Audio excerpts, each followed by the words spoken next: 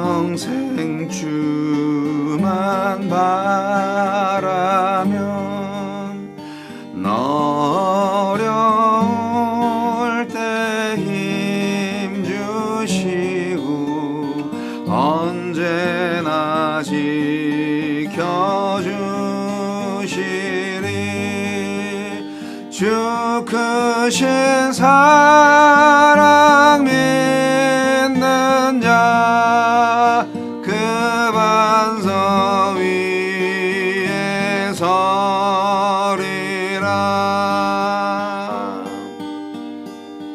너 설레는 맘 가다듬고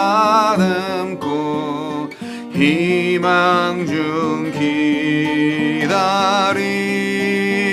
기다리면서 그네로 신 주의 뜻과 사랑에 만족하여라. 우리를 불러주신 주 마음에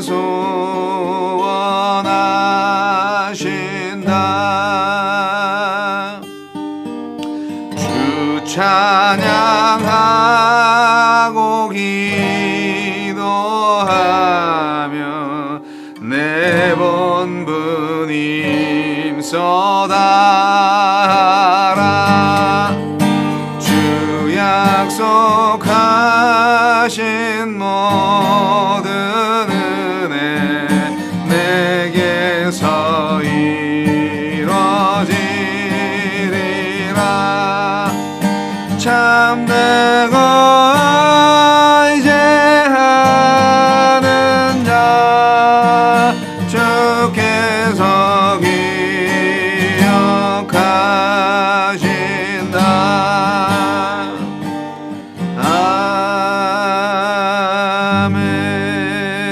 아멘. 4월 6일 주일자 노준현 목사의 날마다 성경, 누가복음 19장 28절로 48절 말씀. 예수께서 이 말씀을 하시고 예루살렘을 향하여 앞서서 가시더라.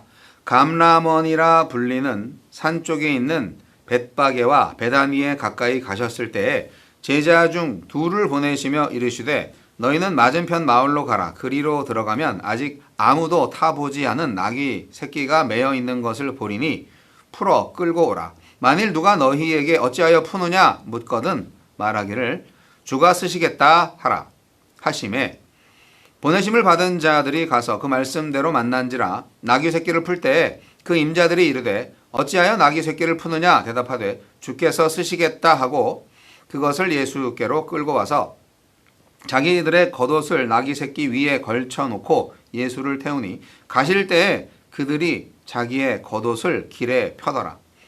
이미 감람산 내리막길에 가까이 오심에 제자의 온 무리가 자기들이 본 바 모든 능한 일로 인하여 기뻐하며 큰 소리로 하나님을 찬양하여 이르되 찬송하리로다. 주의 이름으로 오시는 왕이여 하늘에는 평화요 가장 높은 곳에는 영광이로다 하니 무리 중 어떤 바리새인들이 말하되 선생이여 당신의 제자들을 책망하소서 하거늘 대답하여 이르시되 내가 너희에게 말하노니 만일 이 사람들이 침묵하면 돌들이 소리 지르리라 하시니라. 가까이 오사 성을 보시고 우시며 이르시되 너도 오늘 평화에 관한 일을 알았더라면 좋을 뻔하였거니와 지금 네 눈에 숨겨졌도다.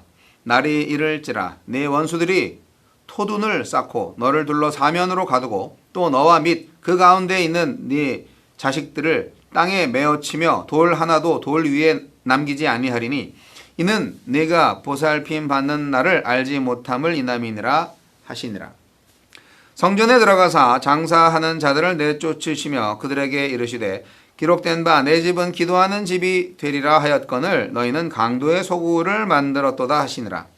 예수께서 날마다 성전에서 가르치시니 대제사장들과 서기관들과 백성의 지도자들이 그를 죽이려고 꾀하되 백성이 다 그에게 귀를 기울여 들으므로 어찌할 방도를 찾지 못하였더라.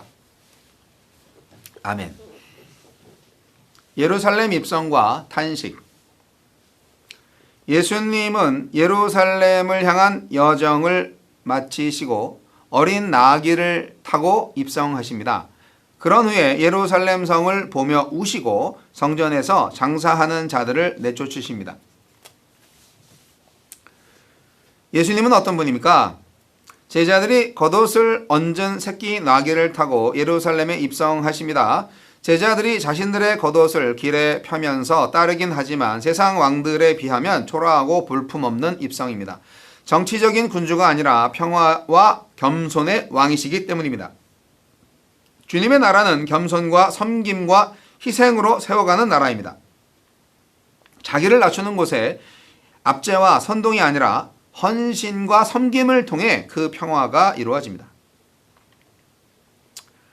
평화의 성 예루살렘에 입성하시는 예수님을 보고 사람들은 주의 이름으로 오신 왕을 연호하며 그 왕이 가져올 평화의 나라를 염원했지만 주님은 평화의 소식을 거부하고 회개의 기회를 저버린 채 장차 멸망의 성이 될 예루살렘을 보며 탄식하십니다. 예수님의 눈물은 그만큼 기대가 크셨고 사랑이 크셨다는 뜻일 것입니다. 지금의 교회와 성도를 바라보는 주님의 마음은 어떠실까요? 기도하는 집인 성전을 돈벌이 수단으로 만들고 죄를 용서받고 거룩해지는 집인 성전을 면벌의 구실로 전락시킨 자들을 예수님은 꾸짖으셨습니다. 우리 공동체는 성전다움을 잘 지키고 있습니까? 나에게 주시는 교훈은 무엇입니까? 아무도 타보지 않은 나귀 새끼를 가져오라는 예수님의 당황스러운 요구에 두 제자는 그대로 순종합니다. 나귀 주인도 주께서 쓰시겠다는 말에 군말 없이 내줍니다. 납득이 되어서가 아니라 주께서 시키신 일이니 따랐습니다. 제자는 주께서 쓰겠다고 요구하실 때 무엇이든지 내어드리는 사람입니다. 순종할 때 주님의 뜻을 알게 되고 이런 순종과 헌신 속에서 하나님 나라가 전진함을 알기 때문입니다. 예루살렘 입성 때는 바리새인들이 비난하더니 성전에서는 성전 권력자들이 사례를 꾀합니다. 그들에게 중요한 것은 하나님의 뜻이 아니라 자신들의 기득권이었습니다. 탐욕은 가장 거룩해야 할 공간조차 유린하고 가장 거룩한 분조차 배척합니다. 인간의 욕망이 신앙의 이름으로 승인되지 않도록 경계하고 또 경계해야 합니다. 자, 이제 예루살렘 입성을 하시는 예수님의 모습, 입성한 후에 또 예수님의 모습, 말씀 기록하고 있는 부분인데요.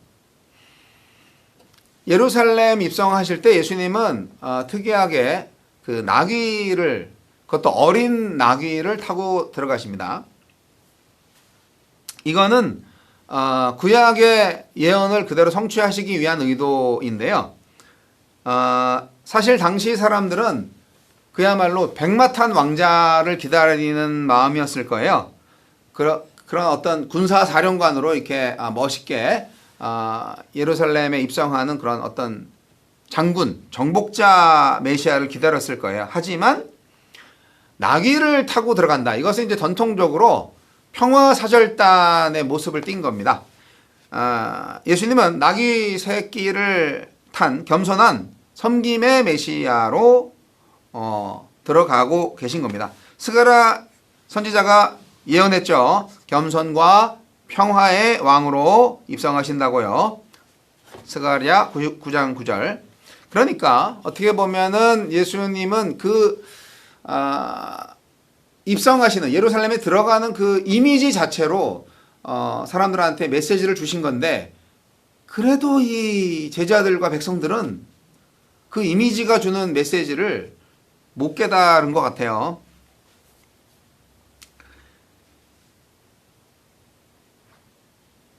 예루살렘에 들어가신 예수님은 우셨습니다. 예루살렘의 현실을 보고 우신 거죠. 그리고 미래의 비극을 미리 보시면서 또 우신 겁니다.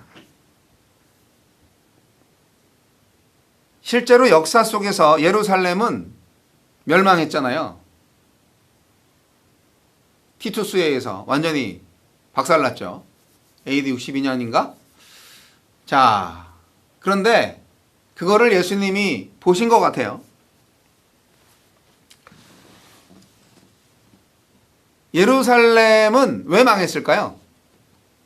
여러 가지 이유가 있겠지만 가장 확실한 이유는 결국 예루살렘 성전의 타락, 예루살렘 중심으로 이루어지고 있는 종교의 타락, 유대교 신앙의 타락입니다.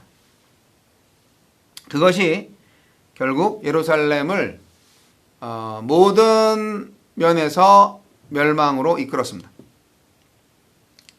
백성들, 즉 하나님의 백성들에게서 거룩함을 빼앗아 갔어요. 그릇된 메시아 기대를 불러왔어요. 그리고 기득권자들, 예수님 분명히 말씀하셨잖아요. 내 아버지의 집인데 기도하는 집이어야 하는데 여기가 지금 강도의 소굴이 되었다. 성전은 하나님과의 살아있는 소통과 교제의 장이 되어야 하는데 힘있는 자들의 탐욕과 무의미한 형식만 남은 종교 행위만 무성한 우상 숭배의 공간으로 변해 있었기 때문입니다.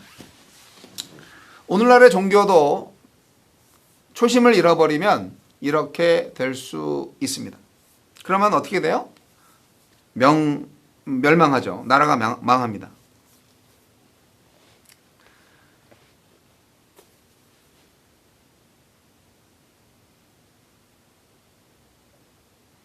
강도라는 말이 재밌지 않습니까? 네, 종교 지도자들에 대한 풍자입니다.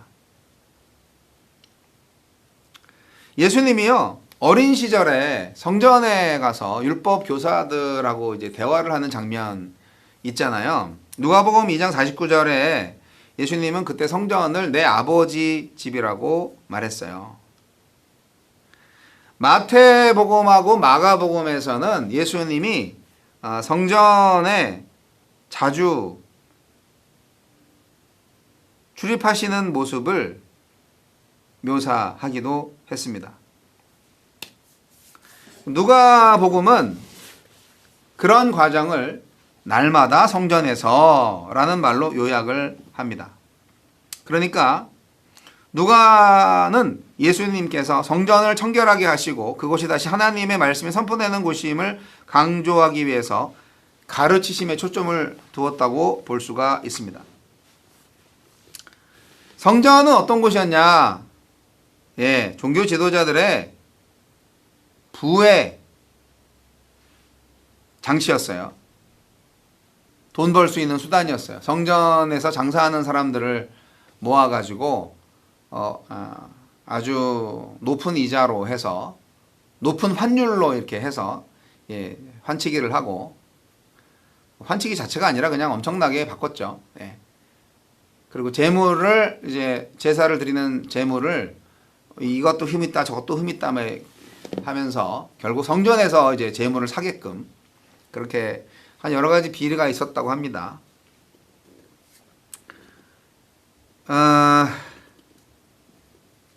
예수님은 이제 좀 있으면 고난 받으시고 잡혀서 죽으실 텐데 제자들은 그리고 예수님을 따르고 기대했던 백성들은 이제 정치적 독립에 메시아 왕국이 왔다라고 좋아라 했고 기대를 했지요. 또한 기득권자들은 그런 제자들과 백성들, 예수를 따르는 무리들의 어떤 폭동을 예상하면서 예수를 어떻게 하면 죽일 수 있을까? 자기들의 기득권을 빼앗기지 않으려고 그렇게 했죠. 모두가 다 오해하고 있었던 거예요. 예수님 한 분만 하느님의 나라를 완성시켜 가고 계셨습니다. 이것이 어떻게 보면은 하나님의 종, 예수 그리스도의 사역이고 오늘날 교회의 사역이 아닐까 생각합니다. 이 사회에서 아무리 잘난 사람들이라 할지라도 하나님의 나라의 비밀을 알지 못한다면 결코 세상에 참된 평화와 사랑의 나라를 만들 수가 없는 거죠. 예수 그리스도의 사역대로 해야 됩니다. 섬김과 희생으로 십자가에서의 죽음 그리고 부활의 능력으로 하나님의 나라는 완성됩니다. 이게 다 이해가 잘 안 되겠지만 그러나 하나님은 이루어 갈 것이고 우리의 믿음을 통해서 믿음 있는 자들은 그 하나님의 나라를 보고 체험할 것입니다. 들을 귀 있는 자는 들을지어다.